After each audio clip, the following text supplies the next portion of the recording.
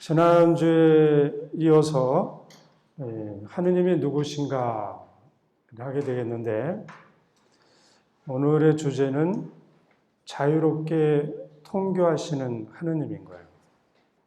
왜 통교라고 하는 이 단어를 썼는가 하면은 자유롭게 기도하시는 하느님이라고도 할 수 있겠는데, 이 통교라고 하는 이 단어가 서로 친하게 지낸다는 의미가 있어요.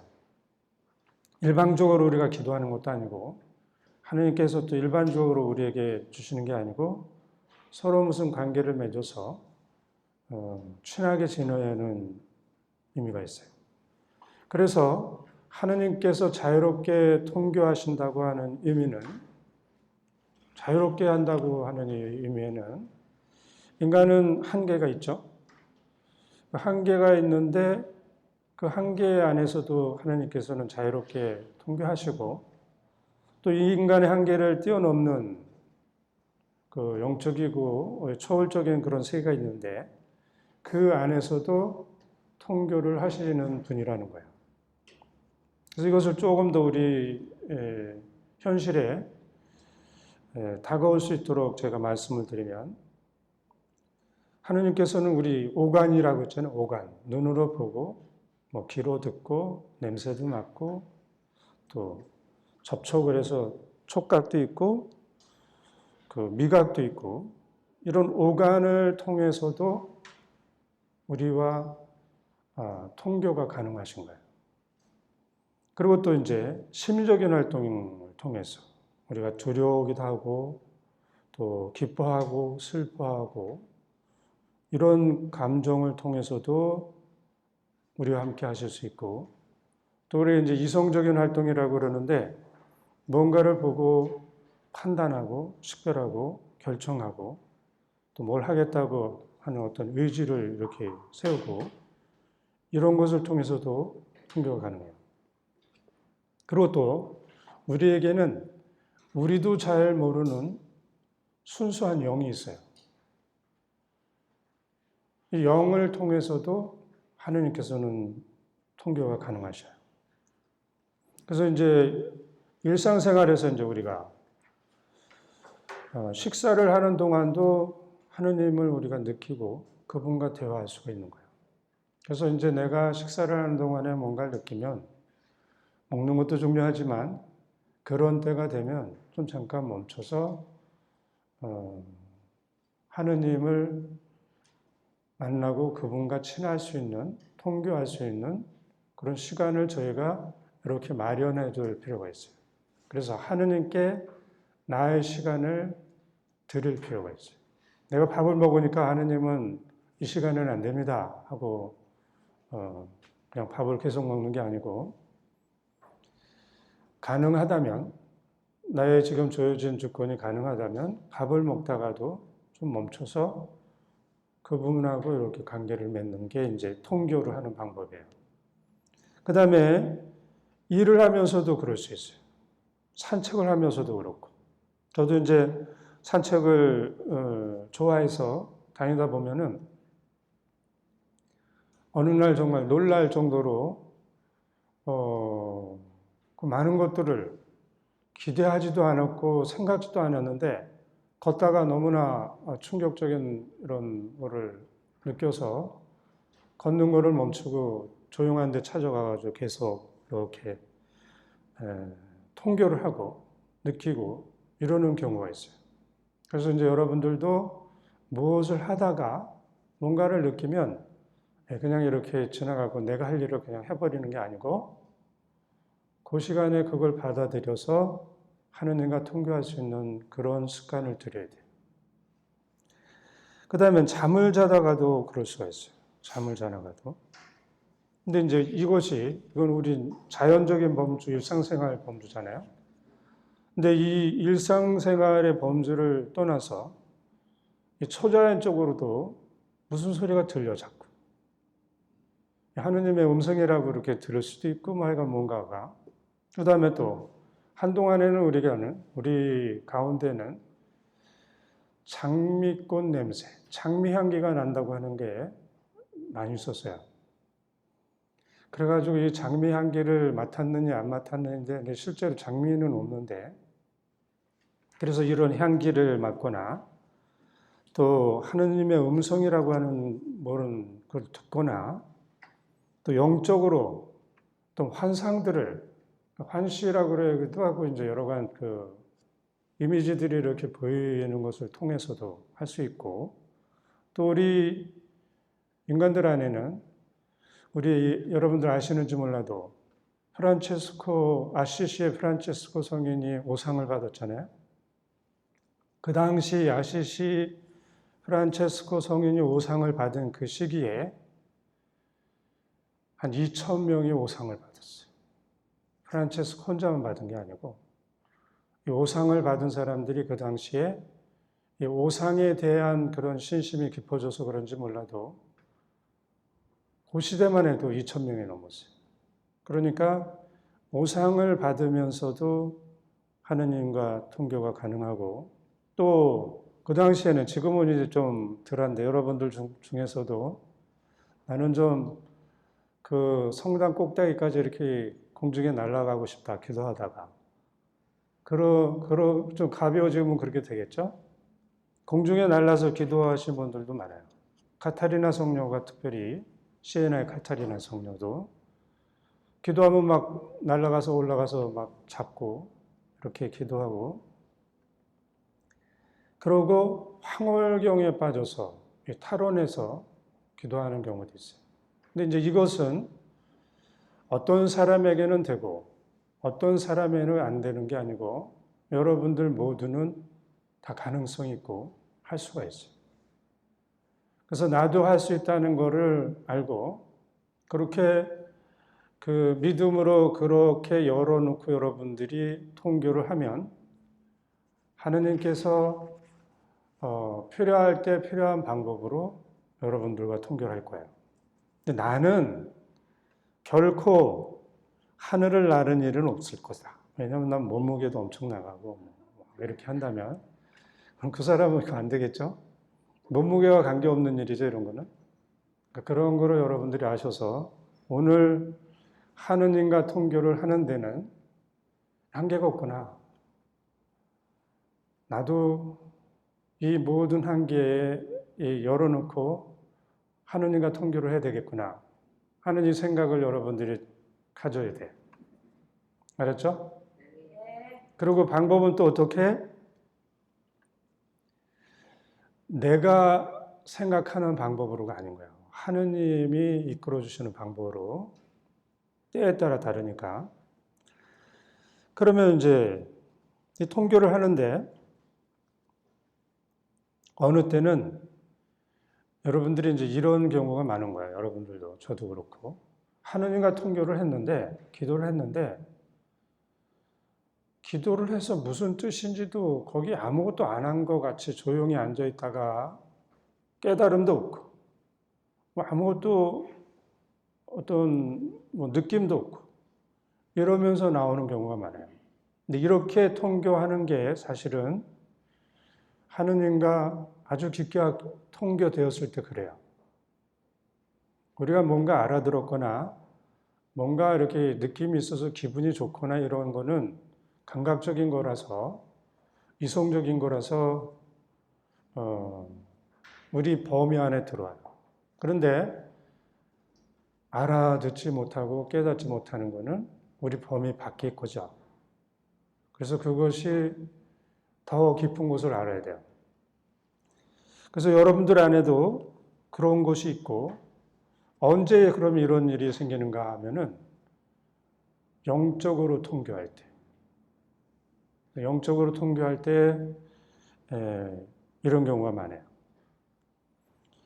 그래서 어쨌든 하느님께서는 우리에게 자연을 통해서든지 오간을 통해서든지 이성을 통해 모든 방법으로 통교하실 수 있는데 이 통교의 내용은 영적이라는 거예요. 우리 영적 성장을 위해서 이렇게 하신다는 거 알아야 돼요. 그러면 이제 여러분들이 기도를 하느님과의 만남을 평가할 때, 나는 기분이 좋았어.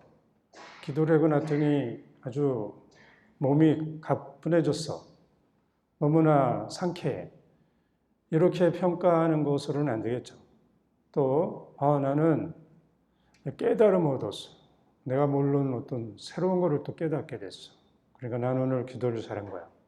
이렇게 할 수 있겠는데, 정말 잘하는 기도는 지난번에도 제가 말씀드렸죠? 조는 거야.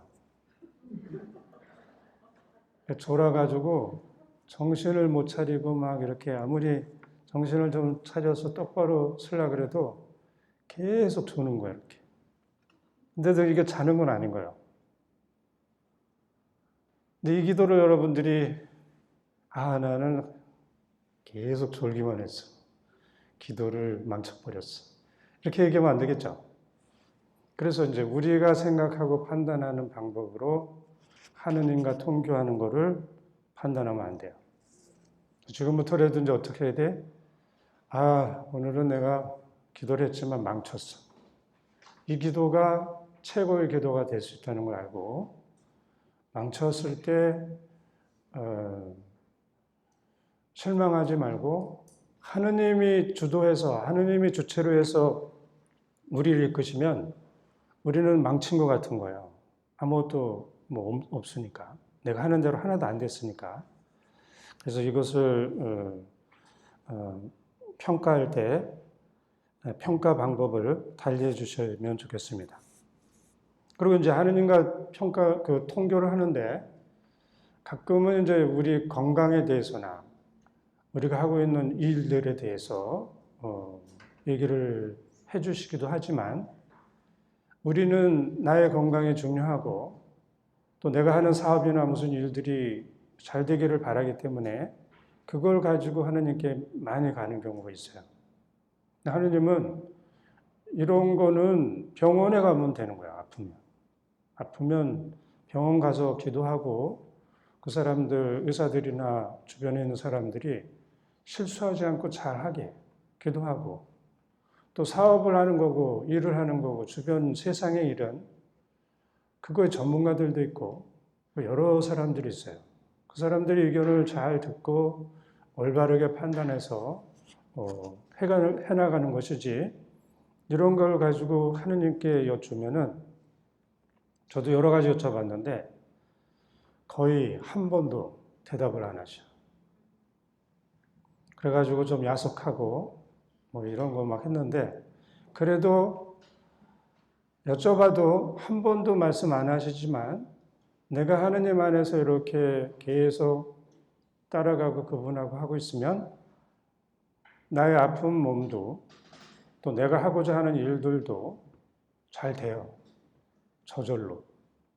하느님이 저에게 일단 악한 마음을 가지고 있는 사람들이 저를 해코지 하려면 알려주시고 그 사람들을 이렇게 멀리 가게 하시고 그러니까 그런 일들은 성경에서 우리가 아는 것처럼 하느님 아버지께서 그게 필요한지를 잘 알고 계셔서 그냥 알아서 해주시는 거예요. 그래서 구태여 그런 내용을 가지고 여러분들이 가시면은 답을 안 주신다고 아주 힘들어 하실 수 있어요. 그래서 그런 것을 가지고 안 가시는 게 여러분들이 하느님께로부터 저절로 받는 방법인 거예요. 그러니까 나는 이게 정말 궁금한데 어떻게 되는지 모르는데 그래도 가져가면 안 되니까 하고 또 그러면 조용히 이렇게 침묵하고 한 번도 여쭤보지도 않고 그럴 필요는 없겠죠? 계속 여쭤볼 수는 있겠지만 그런 거에 답을 잘 안 주신다는 걸 여러분들이 아셔야 돼요. 그 다음에 하느님과 자유롭게 통교한다는 것은 내가 원하는 때 나의 방법으로 통교한다는 게 아닌 거예요. 하느님과 자유롭게 통교한다는 거는 그러니까 내가 그 며칠, 일주일, 한 달을 딱 앉아서 움직이지도 않고 눈도 안 뜨고 어느 경우 막 단식도 하고 이렇게 명상을 한다 그래서 하느님과 통교가 가능하다? 아니라는 걸 알아야 돼요. 여러분들이 이제 착각을 해서 우리는 이제 지성이면 감천이다 이런 말도 우리나라에 있는데 지성이면 감천이니까 내가 그냥 밤을 새고 움직이지도 않고 막 이렇게 한다고 그래서 나는 그 결과로 하느님과 통교가 됐다고 이거는 아닌 거야 절대로. 여러분들이 이것도 마음에 새겨야 될 거는 하느님은 언제든지 우리와 통교하기를 원하셔요. 그러나 나의 방법이 아닌 거는 여러분들이 잘 알아셔야 돼요. 그래서 내가 채널을 나의 어떤 감성적인 채널을 열어놓고 하느님을 기다리거나 이성적인 깨달음을 얻으려고 아니면 뭐 다른 것을 이렇게 열어놓고 있을 때 그쪽으로 오시지 않는 경우가 많은 거예요. 그래서 내가 조용히 가만히 앉아 있는다고 하느님이 반드시 나에게 오시리라. 그래서 내가 어느 분들은 이런 얘기를 저에게 하신 분도 있어요. 내가 그렇게 단식하고 일주일, 이주일을 그렇게 눈물로 애원하고 하느님께 매달렸는데 응답을 안 주시다니. 한 번도 한마디도 안 하시다니. 그래가지고 하느님을 떠났어요. 그러다가 이제 나중에 다시 오셔가지고 저한테 얘기를 하다 보니까 본인이 정말 한 가지 방법으로만 하느님을 만나려고 그랬고 그걸 지나간 그때를 이렇게 살펴보니까 하느님이 여러 가지 방법으로 가까이 왔지만 내가 이렇게 조용히 앉아있는데 어떤 사람이 와서 얘기를 걸으면서 얘기한 내용을 나중에 보니까 그게 하느님이 나에게 전해준 그 건냄이고 말씀이고 그랬지만 나는 다 뿌리치고 그냥 앉아있기만 했던 거예요. 그리고 답을 안 준다 그러고 그런 일을 제가 봤어요. 그래서 아주 고집스럽게 아주 힘들게 그렇게 기도하고 통교하는 것은 아니라는 거 알아야 돼요. 그리고 이제 분명히 우리 마음 안에 믿음으로 있어야 되는 것은 하느님께서 우리에게 말씀해 주신 게 있어요. 청하면 주신다고. 또 찾으면 얻을 것이라고. 문을 두드리면 열릴 것이라고. 그래서 반드시 우리가 기도하고 청하면 열린다는 걸 알고 아는데 반드시 나의 방법이 아닐 수도 있다 하는 걸 알고 열어놓고 알으셔야 돼요. 그 다음에 하느님의 시간이 우리 시간하고 달라요. 우리는 자연적으로 또 기계적으로 뭐 12시, 2시 하면 이렇게 되지만 하느님의 12시는 우리 12시하고 다르고 2시는 또 우리 2시하고 달라요. 그 이유는 아브라함의 예를 들어서 보면 알 수 있어요. 아브라함이 하느님을 만나서 너희 후손이 하늘의 별만큼 바다의 모래알 만큼 아주 많이 생길 거라고 그랬어요. 실제로 아브라함은 어떠냐면은 그 이스마엘하고 이삭이라는 아들 둘이 있었는데 이스마엘은 또 배제가 됐어요. 또 이삭은 또 번제물로 바치라고 그랬어요. 그리고 실제로 아브라함은 이삭 하나밖에 없었어요. 이삭의 별만큼. 그래서 아브라함은 하느님께 따질 수도 있어요. 하늘의 별만큼이라니 무슨 말씀을 그렇게. 그런데 아브라함은 이삭만 보고 세상을 떠났지만 아브라함의 후손이라고 했으면 우리는 아브라함의 후손이라고 이제 알아듣잖아요. 믿음의 조상, 믿음의 자손. 그래서 하느님이 약속하신 아브라함의 후손, 아브라함의 후손이라고 그러면 아브라함이 적어도 다 낳아가지고 키우는 그 후손인 줄 알았더니 이 믿음의 자손이라는 거로 됐고, 그게 우리 현실 안에서는 의심할 여지 없이 우리는 아브라함의 후손이라고 생각을 하면서 지내는 거야. 그러니까 하느님이 약속하신 시간과 인간이 생각하는, 기대하는 그 시간과 차이가 있는 거예요.